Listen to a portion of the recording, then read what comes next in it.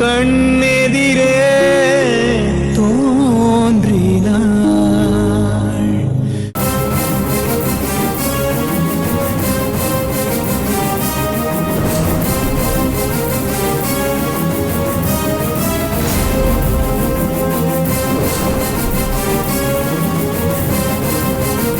இப்ப தெரியுதா எதுக்காக அவளுக்கு அவசரமா மாப்பிள்ள பாக்குறேன்னு? ஏமா, இப்ப நீ சொன்னதுக்கும் மாப்பிள்ள பாக்குறதுக்கும் என்ன சம்பந்தம் இருக்கு? இந்த சின்ன விஷயத்தை கூட உன்னால புரிஞ்சுக்க முடியல. நீ எல்லாம் எப்படி பெரிய லாயரா கோர்ட்ல போய் வாதாட போறியோ தெரியல. மா, சும்மா எதுக்கு எடுத்தாலும் நான் படிக்கிற படிப்பையே சொல்லாதீங்க. அது வேற இது வேற.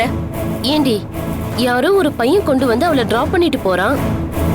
இதுக்கப்புறமும் மாப்பிள்ள தேடாம பொறுமையா இருந்தா ரொம்ப தப்பா போயிடும்டி. மா, நான் சொல்றேனே தப்பா எடுத்துக்காத. நீ உண்மையிலேயே இப்ப அக்காவோட கேரக்டரை கேவலப்படுத்துற. அதான் அக்கா உன்கிட்ட தெளிவா அவங்களோட வெல்விஷர்னு சொல்லிருக்காங்கல்ல. அதுக்கப்புறமும் நீ இப்படி பண்றது சரியில்லைம்மா.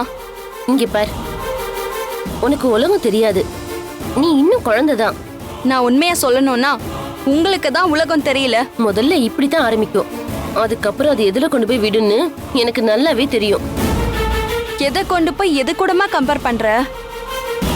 அப்போ உங்களை பொறுத்த வரைக்கும் ஒரு பொண்ணு ஒரு பையன் கிட்ட பேசினா கல்யாணம் பண்ணி வச்சிருவீங்க, அப்படிதானே? ஒரு பையன் கொண்டு வந்து உங்க அக்காவை பைக்ல இறக்கி விட்டு போனதுக்காக மட்டுமே நான் அவளுக்கு மாப்பிள்ளை தேடல. நிஜமாவே உங்க அக்காவோட போக்கே சரியில்லை. எனக்கு அப்படிலாம் ஒன்றும் தெரியலையேம்மா. எனக்கு தெரிஞ்சு அவ நல்லா தான் இருக்கா. ரொம்ப நியாயமான ரீசன் வேற ஏதாவது இருந்தா சொல்லுங்க. இங்க பாரு, அன்னைக்கு அவளோட ரூமுக்கு போயிருந்தேன். அதுல ஒரு பையனோட போட்டோஸ் எல்லாம் இருந்துச்சு. அப்புறம் இப்பெல்லாம் அடிக்கடி அவ போன் பேசிக்கிட்டே இருக்கா. இது எல்லாத்துக்கும் மேல உங்க அக்காவை கொண்டு வந்து டிராப் பண்ணது போட்டோல பார்த்த பையன்தான்.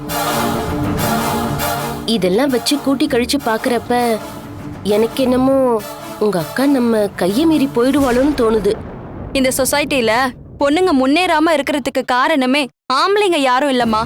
பொண்ணுங்களுக்கு அவங்க அவங்க வீட்டுல இருக்கிற பொண்ணுங்களே தாமா எதிரியா இருக்காங்க. ரொம்ப பெரிய மனுஷி மாரி வாயாடாம முதல்ல கிளம்பி போய் பார்க்க வேண்டிய வேலையை பாரு. இங்க பாரு, போறதுக்கு முன்னாடி இதுல போட்டோஸ்லாம் இருக்கு. இதுல எந்த மாப்பிள்ள உங்க அக்காக்கு மேட்சா இருப்பான்னு செலக்ட் பண்ணி கொடுத்துட்டு போ.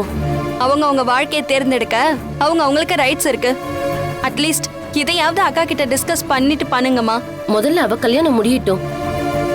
முடிஞ்ச உடனே அடுத்த கல்யாணம் உனக்கு தான். சாரிம்மா, நான்லாம் இன்னொருத்தனை கல்யாணம் பண்ணி அவனோட வாழ்க்கையை நான் நாசமாக்க மாட்டேன். ஏன்னா நமக்கெல்லாம் இந்த கல்யாண வாழ்க்கை செட் ஆகாதுமா.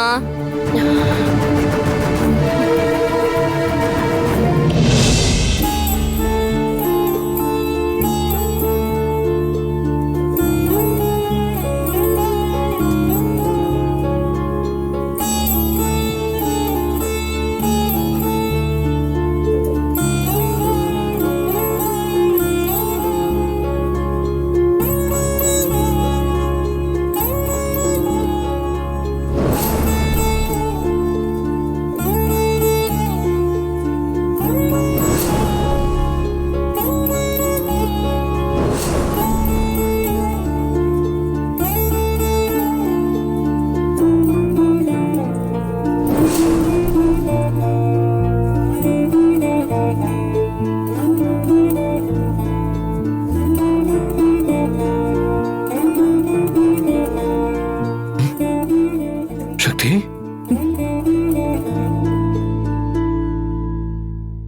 சக்தி, இப்போ உனக்கு ஹெல்த் எப்படி இருக்கு? இப்ப பரவாயில்ல சார். கண்ணு முடிச்சு ரொம்ப நேரம் ஆயிடுச்சா? இல்ல சார், இப்பதான் முழிச்சேன். குடிக்க ஏதாவது நான் போய் கொண்டு வரட்டுமா? இல்ல சார், இப்போதைக்கு எனக்கு எதுவும் வேண்டாம். இந்த கத்தியால குத்து வாங்கினப்ப நான் செத்துருவேன்னு என் புத்தி சொன்னாலும் கண்டிப்பா எனக்கு எதுவும் ஆகாதுன்னு என் உள் மனசுக்கு தோணுச்சு சார். எதனால அப்படி தோணுச்சு உனக்கு? என்னமோ தெரியல. நீங்க என் பக்கத்துல இருக்கிறப்ப எனக்கு எதுவும் ஆகாதுங்கிறது என்னோட நம்பிக்கை. நீ 1000 தான் சொன்னாலும் உன் லைஃப் முழுக்க எல்லா விதத்திலையும் நான் தான் ட்ரபிள் கொடுத்துருப்பேன். சரிங்க சார், முதல்ல நீங்க கிளம்புங்க, ஆபீஸ்க்கு போங்க. சக்தி, என் மேல எதுவும் கோவமா இருக்கியா? அப்படியெல்லாம் எதுவும் இல்லையே சார். ஏன் சார் திடீர்னு இப்படி கேக்குறீங்க? இல்ல, அன்னைக்கு போன்ல பேசினப்ப நீ தானே என்கிட்ட சொன்ன, எப்பவுமே நான் ரொம்ப சந்தோஷமா இருக்கிறப்ப உங்களை நான் சிவா சார்னு சொல்லுவேன்னு. இப்ப நீ பேச ஆரம்பிச்சதுல இருந்தே உங்ககிட்ட இருந்து சார் மட்டும்தான் வருது. அதுக்கு முன்னாடி அந்த சிவாங்கிற வார்த்தை மிஸ் ஆயிடுச்சு. அதனாலதான் நான் அப்படி கேட்டேன்.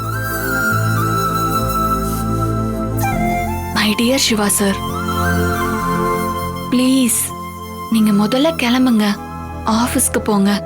இல்ல சக்தி, பரவாயில்ல, நான் இங்கேயே இருக்கேன். நான் சொன்னா நீங்க கேட்க மாட்டீங்களா? தயவு செஞ்சு நீங்க ஆபீஸ்க்கு கிளம்பி போங்க, அதான் கரெக்ட். ஏற்கனவே அங்க பல பிரச்சனை போயிட்டு இருக்கு. ஏதாச்சும் ஒண்ணு தப்பா நடந்துச்சுன்னா ருத்ரா மேடம் உங்களை தப்பா நினைச்சிருவாங்க. அதனால நீங்க கிளம்பி போங்க சார். நான் காயத்ரி வந்ததும் டிஸ்சார்ஜ் ஆயிட்டு நான் வீட்டுக்கு போயிட்டு உங்களுக்கு ஃபோன் பண்றேன். நீங்க முதல்ல போங்க. இனி எனக்கு ஒன்னும் பிரச்சனை இல்லை. நீங்க இவ்ளோ தூரம் எனக்காக இருந்தீங்கங்கிறதே எனக்கு ரொம்ப சந்தோஷம்.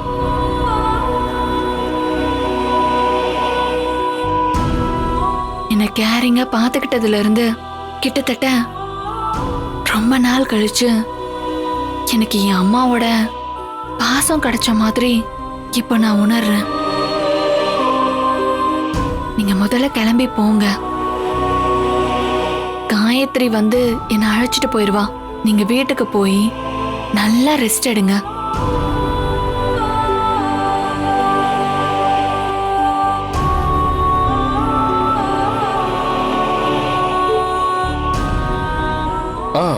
அப்புறம் சக்தி, உடம்ப பாத்துக்கோ.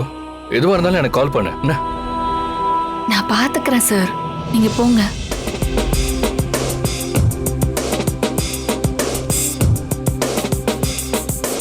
இவன் யாரோ வந்தது எதற்காக? சிரிக்கின்றான், ரசிக்கின்றான், எனக்காக. என்னாச்சு எனக்கே தெரியவில்லை, என் மூச்சின் காய்ச்சல் குறையவில்லை.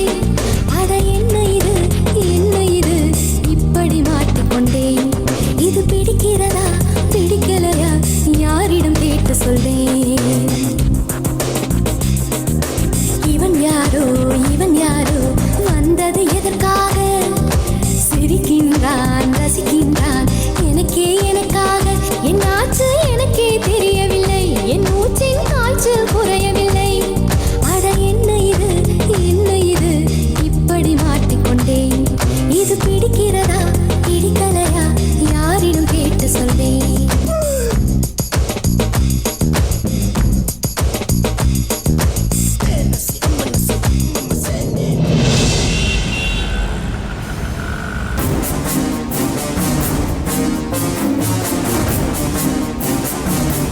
அனிதா, இவ்வளோ தூரம் ஒருத்தன் வந்து கம்பெனிக்குள்ள புகுந்து ஹைஜாக் பண்ணிருக்கானா, கண்டிப்பா நம்ம கம்பெனியை பத்தி நல்லா தெரிஞ்சவனா தான் இருப்பான். நீ தான் அந்த பாஸ்கர் இங்க கூட்டிட்டு வந்த.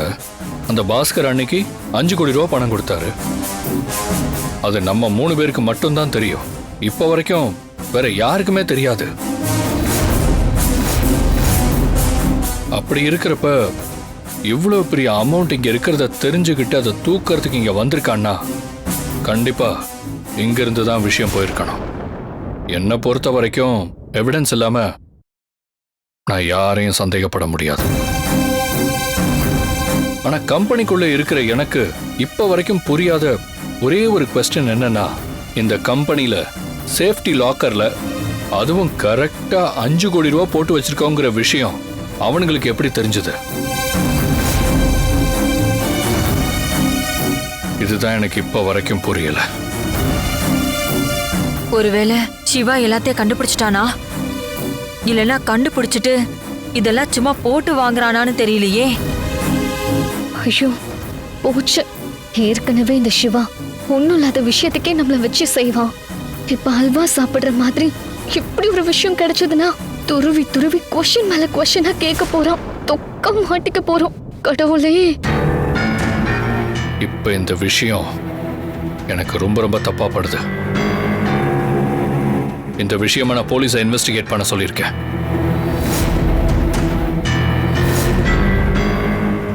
அவங்களும் ஸ்டார்ட் பண்ணிட்டாங்க. எப்படியும் இன்னும் 2 நாள்ல யாருங்கிறத கண்டுபிடிச்சிருவாங்க. அதுக்கப்புறம் யாரா இருந்தாலும் என்னோட ஆக்ஷனும் ரியாக்ஷனும் வேற மாதிரி இருக்கும். சரி, நீங்க போய் வேலையை பாருங்க.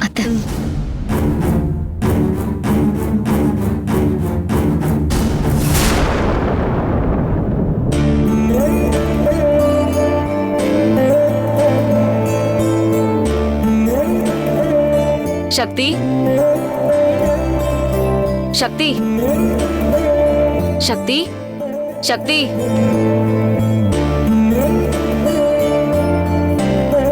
உங்க ஹெல்த் எப்படி இருக்கு? பரவாயில்லையா? பரவாயில்ல மேடம். ஆனா அடி வயித்துல அப்பப்போ பெயின் மட்டும் வந்து போகுது. இன்னும் ஒரு 2-3 நாளைக்கு அப்படிதான் இருக்கும். மேடம், என்னை எப்போ டிஸ்சார்ஜ் பண்ணுவீங்க? உங்க ஹெல்த் கண்டிஷனுக்கு நீங்க கம்ப்ளீட்டா ரெஸ்ட் எடுக்கணும். உங்களை குத்துன கத்தி மட்டும் 1 இன்ச்சு ஆழமா இறங்கி இருந்தா நீங்க இந்நேரம் உயிரோடவே இருந்திருக்க மாட்டீங்க. கத்தியில குத்து வாங்கின அந்த நேரத்துல நான் உயிரோட இருப்பேன்னு நினைச்சே பார்க்கல மேடம். அப்பவே என்னோட கதை முடிஞ்சிருச்சுன்னு நினைச்சுதான் நான் சரிஞ்சு கீழே விழுந்தேன். அதுக்கப்புறம் கண்ணை முழிச்சு பார்த்தா நான் இங்க இருக்கேன். எந்த சாமி புண்ணியமோ, நீங்க ரொம்ப லக்கி. அதான் பொழைச்சுக்கிட்டீங்க. இறந்து போன என்னோட அம்மா தெய்வமா இருந்து என்னை காப்பாத்திருக்காங்க. அதனாலதான் இவ்வளோ பெரிய ஆபத்துல இருந்து நான் பொழைச்சிருக்கேன். எங்களை பொறுத்த வரைக்கும் நீங்க பொழைச்சதுக்கு முக்கிய காரணம் உங்க ஹஸ்பண்ட் தான். என்னோட ஹஸ்பண்டா? இவ்வளோ நேரம் இங்க தான் இருந்தாரு. இப்பதான் ஃபோன் வந்துச்சுன்னு வெளியே போனாரு. நேத்து காலையில உங்களை அட்மிட் பண்ணதுல இருந்து நைட்டு முழுக்க தூங்காம கண் முழிச்சு உங்களை பாத்துக்கிட்டாரு. காயத்ரி நர்ஸும் சொன்னாங்க, உங்க அப்பா அம்மாவும் வந்து சொல்லிருக்காங்க. ஆனா உங்க ஹஸ்பண்ட் நான் பக்கத்துல இருந்து ஏன் சக்தியை பாத்துக்கிறேன்னு சொல்லிருக்காரு. இவ்ளோ கேரிங்கான ஒரு ஹஸ்பண்ட் கிடைக்கிறதுக்கு உண்மையிலேயே நீங்க கொடுத்து வச்சிருக்கணும். நீங்க ரெஸ்ட் எடுங்க, நான் வரேன்.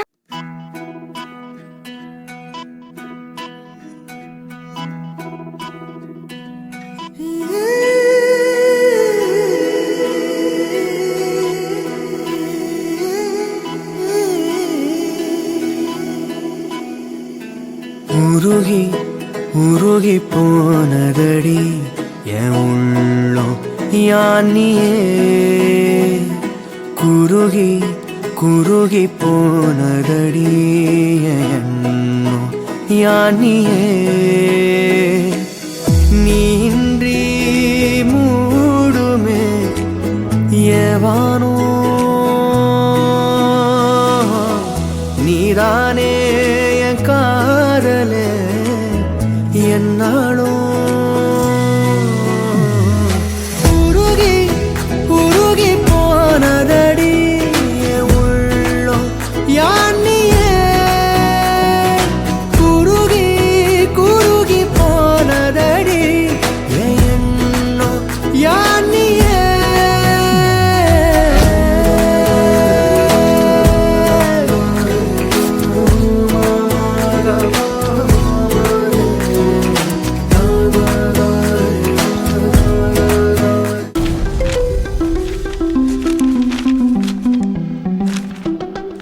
அண்ணா, சொல்லுமா. ஜெராக்ஸ் முடிஞ்சிருச்சாண்ணா? முடிஞ்சிருச்சுமா. ஒரே நிமிஷம். ஓகேண்ணா. ஹலோ, எப்படி இருக்கீங்க? நல்லா இருக்கீங்களா? நான் நல்லா இருக்கேன். நீங்க எப்படி இருக்கீங்க? ஆமா, ஒர்க் எல்லாம் எப்படி போயிட்டு இருக்கு? அட போங்கங்க, வெட்டியா தான் இருக்கேன். என்ன இவரு மணிரத்னம் படத்துல வர மாதிரி ஒரே ஒரு வார்த்தையில தான் பதில் சொல்லுவாரா? அதுக்கு மேல எதுவுமே பேச மாட்டேங்கிறாரு. ஒரு பொண்ணு நாமளே வழிய வந்து பேசினாலும் ஓவரா சீன் போடுற மாதிரி தெரியுது. ஹலோ, நான் தெரியாம தான் கேக்குறேன். நீங்க எப்பவுமே இப்படிதானா? இல்ல பொதுவா பொண்ணுங்க பேச வந்தா இப்படி கொஞ்சம் ஓவரா சீன் போடுவீங்களா? உங்ககிட்ட நான் எந்த கேள்வி கேட்டாலும் நீங்க இப்படியே சிரிச்சே மழுப்புவீங்களா? நான் தான் கேக்குறேன்ல, அட்லீஸ்ட் வாயை திறந்தாச்சும் பதில் சொல்லலாம்ல. அப்படிலாம் ஒண்ணும் இல்லைங்க. நீங்களா ஏதோ புரிஞ்சுக்கிட்டா நான் என்னங்க பண்றது? மொத்தம் பொதுவா நீங்க கேக்குற கேள்வி எல்லாத்துக்கும் நான் நின்னு நிதானமா பதில் சொல்லிட்டு இருக்க முடியாது. ஆனா ஏதோ ஒரு விஷயம் உங்ககிட்ட சம்திங் இருக்கு. அது என்னன்னு தான் என்னால தெரிஞ்சுக்க முடியல. என்னை பத்தி தெரிஞ்சுக்கிறதால உங்களுக்கு என்ன நடக்க போகுது? ஏங்க, வந்த வேலையை மட்டும் பாருங்க. இங்க பாருங்க, நான் இப்ப அவசரமா கோர்ட்டுக்கு கிளம்பணும். ஆனா நான் கிளம்புறதுக்கு முன்னாடி ஒரே ஒரு விஷயம் மட்டும் உங்ககிட்ட சொல்றேன்.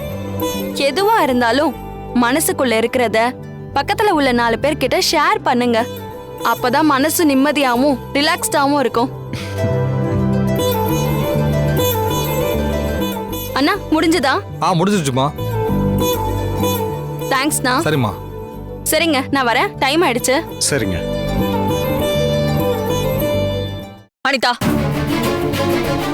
நீ தேவையில்லாம பசுபதினு ஒரு புறம்போக்க கூப்பிட்டு அவனுக்கு காசை வேற கொடுத்து அவனை ஹைஜாக் பண்ண சொல்லிருக்க.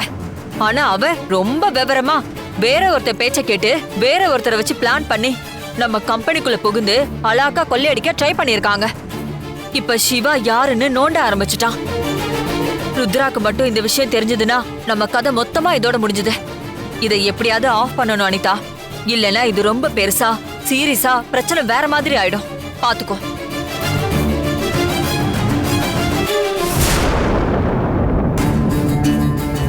இப்ப சிவாவை ஆஃப் பண்றதுக்கு என்ன பண்றது? ஏதாச்சும் பெருசா மறுபடியும் ஒரு பிளான் போட்டு இதை இப்பவே ஸ்டாப் பண்ண மட்டும்தான் வேலைக்கு ஆகும். இல்லனா இது வேற மாதிரி ரியாக்ட் ஆகும்.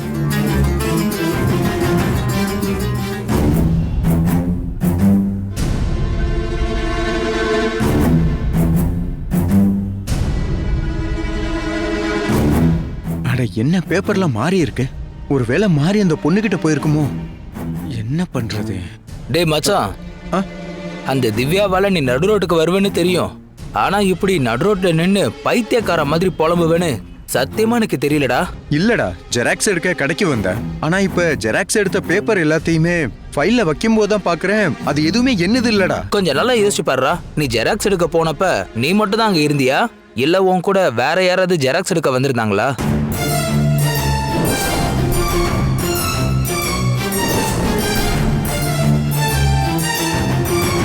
ஆமாண்டா மச்சான், எனக்கு தெரிஞ்ச ஒரு பொண்ணு ஜெராக்ஸ் எடுக்க வந்திருந்தா. அவ கூட ஏதோ அவசரமா கோர்ட்டுக்கு போகணும்னு சொல்லிட்டு இருந்தா. அப்படின்னா இந்த பேப்பர்லாம் அந்த பொண்ணோட தான் இருக்கும். அந்த பொண்ணோட பேப்பர் எப்படி இப்போ உன் கையில இருக்கோ அதே மாதிரி உன்னோட பேப்பரும் அந்த பொண்ணு கையில தான் இருக்கும். டேய் மச்சான், இப்ப நீ எங்கேயாவது அவசரமா போகணுமா? உனக்கு ஏதாவது வேலை இருக்கா? அடுத்து இப்ப நீ என்ன கேட்பேன்னு எனக்கு நல்லாவே தெரியும். இப்ப என்ன, நான் உன் கூட பைக்ல வரணும் அவ்வளவுதானே? வந்து தொலைக்கிறேன். வரமாட்டேன்னு சொன்னா விடவா போற? ரொம்ப தேங்க்ஸ்டா மச்சான். போறப்ப அப்படியே அந்த பொண்ணுகிட்ட அந்த பேப்பர்லாம் கொடுத்துட்டு என்னோடத வாங்கிட்டு போயிடலாம், சரியா? பாத்தியா, இந்த உலகத்துல எனக்கு மட்டும்தான் கஷ்டத்தையும் சுகத்தையும் அந்த ஆண்டவன் கொடுக்குறான்னு பார்த்தா, பாவம் சின்ன பொண்ணுடா, இப்பதான் டைவர்ஸ் ஆயிருக்கு போல. அதை நினைச்சாலே மனசுக்கு ரொம்ப கஷ்டமா இருக்குடா. அதை நினைச்சு நீ ஏன்டா கஷ்டப்படுற?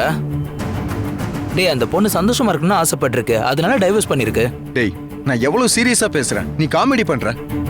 ரொம்ப பாவம்டா அந்த பொண்ணு. டேய், நல்ல பொண்ணுக்கு நல்ல பையன் கிடைக்கிறது இல்ல, நல்ல பையனுக்கு நல்ல பொண்ணு கிடைக்கிறது இல்ல. அதனால இத பத்திலாம் நீ நினைச்சு ரொம்ப ஃபீல் பண்ணாதடா. சரிடா, நீ என் கூட வா, நம்ம போய் இதெல்லாம் அவகிட்ட கொடுத்துட்டு என்னோட ஜெராக்ஸ் எல்லாம் வாங்கிட்டு வந்துடலாம். வா போலாம்.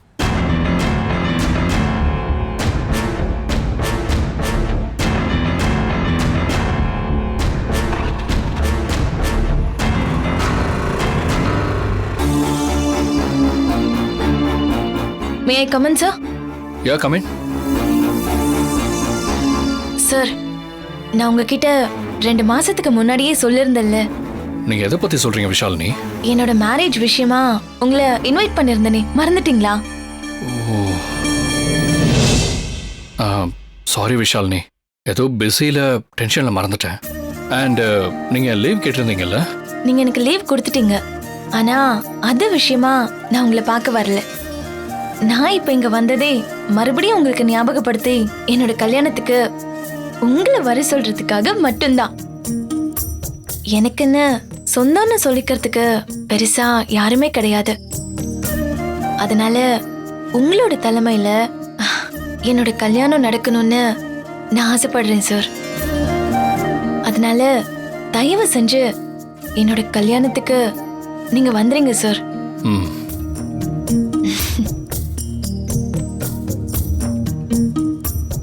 என்ன ஆசீர்வாதம் பண்ணுங்க சார். ஏய், என்ன விஷால் நீ எதுக்கு இந்த ஃபார்மாலிட்டிஸ்லாம்? நீங்க கவலைப்படாதீங்க, நான் இருந்த பிஸியில தான் மறந்துட்டேன். ஆனா நல்ல நேரத்துல வந்து ஞாபகப்படுத்துனீங்க.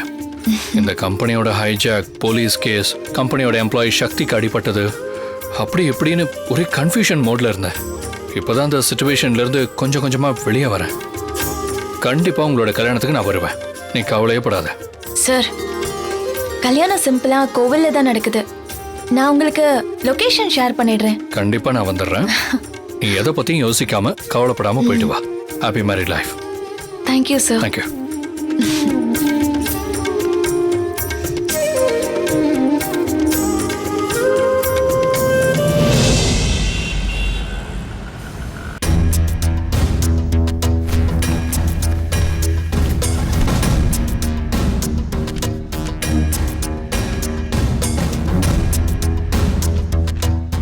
ஐயோ, இது என்னோட டாக்குமெண்ட் இல்லையே, இப்போ என்ன பண்றது?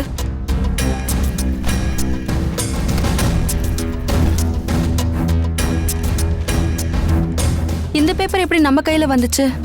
ஒருவேளை இப்போ நம்ம ஜெராக்ஸ் கடைக்கு போனப்போ அங்க மாறி இருக்குமோ? நம்ம ஜெராக்ஸ் கடைக்கு போனப்போ அங்க அந்த ஆள் மட்டும்தான் நின்றுட்டு இருந்தாரு. அப்போ இப்போ நம்ம பார்த்துட்டு இருக்க இந்த டைவர்ஸ் ஃபார்ம், அது ரிலேட்டடான இந்த பேப்பர்ஸ் எல்லாமே அந்த ஆளோடது தானா? நான் அப்பவே நினைச்சேன், என்னடா இந்த மனுஷன் எதையோ பறி கொடுத்த மாதிரியே விரக்தியா இருக்கானேன்னு. கண்டிப்பா இதுக்கு பின்னாடி ஏதோ ஒரு மிகப்பெரிய சோகம் இருக்கும்னு தோணுச்சு. ஆனா இந்த சின்ன வயசுலயே இப்படி டைவர்ஸ் ஆகும்னு நான் நினைச்சு கூட பார்க்கல. பாவம், ரொம்ப நல்ல மனுஷன். அந்த ஆளுக்கு போய் இப்படி நடக்கணுமா?